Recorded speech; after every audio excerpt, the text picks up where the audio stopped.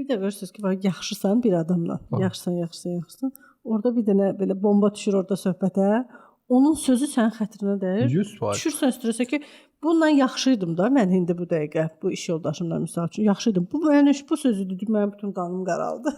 İnsanlarla münasibət, sizin sözünüzə qüvvət. Yəni bütün stresin 99% insanlarla münasibətdir də. Bax müharibələri də o yaradır, evliliyi də o. Yəni bütün müsbəti, mənfini bizim insanlarla münasibətimiz yaradır. İnsanlarla münasibətdə ruhun, zehnin və bədənin sınaqları olur. Bunları da qeyd eləmişəm. Sizin üçün oxuyum istəyirsiniz. İnsanlarla münasibət sənətin ən çətin formasıdır. Yəni dünyada ən çətin sənət nədir? Var bərbərlik, zərgərlik falan. Ən çətini budur. İnsanlarla münasibət. Doğru. 8 milyard insan 8 milyard fərqli psixologiya deməkdir. Elə fikirləş. Çünki orada sənin maskaların sınır, rolun bitir, həqiqətin üzə çıxır. Doğru. Yəni bu adi uşaq telefonu vermir, bum, partladın və telefonu qırdın. Əsəbləşdin uşağa. Niyə dərsi oxumursan? Maska çıxdı bir anlıq. Hər şey dağıldı. Mən belə əziz, doğma, şirin anaydım. Uşağın gözləri belə bu maymalandı.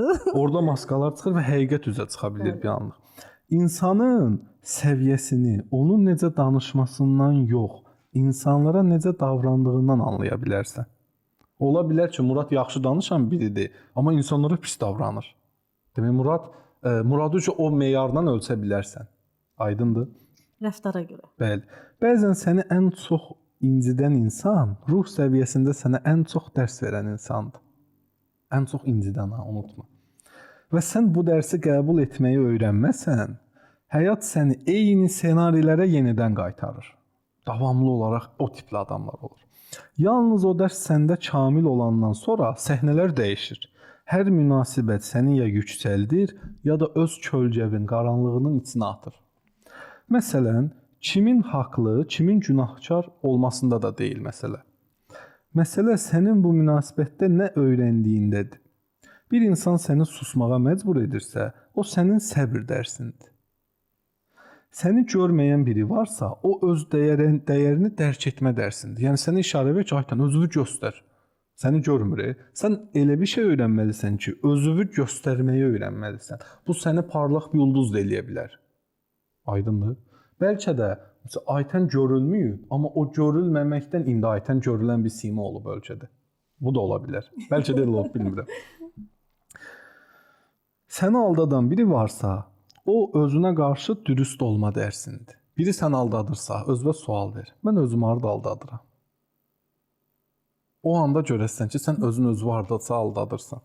Çünki insanlar bizi güzgülüyür və dərs olurlar. Yəni bu kitabda bunları da öyrənirsən. Və ya ssenarilərin təkrar edilməsi var. İnsanlar çox vaxt tanış ağrını yenidən yaşamağa meyillidirlər.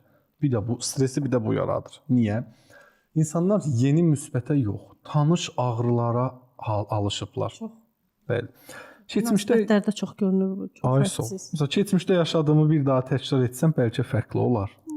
Bu mexanizm travmanın təkrarlanması adlanır. Uşaqlıq yaşında formalaşan emosional yaralar yetkinlikdə münasibətlərdə eyni naxışları təkrar eləməyə gətirir.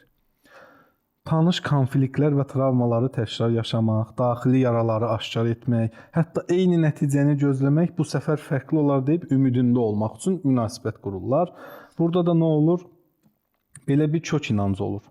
Məni sevən birini qazanmaq üçün mübarizə aparmalıyam. Kimdə bu problem varsa, onda bu şuuraltı inanc var. Biz seansda bu şuuraltı inancı çıxarıram ondan, tabii də konflikt yaşamır münasibətdə. Yəni o qədər. Amma ən böyük problem bilirsiniz nədir? Stressdəki növbəti problem insanların daxilində qırğınlıq, incilik, öfkə var da.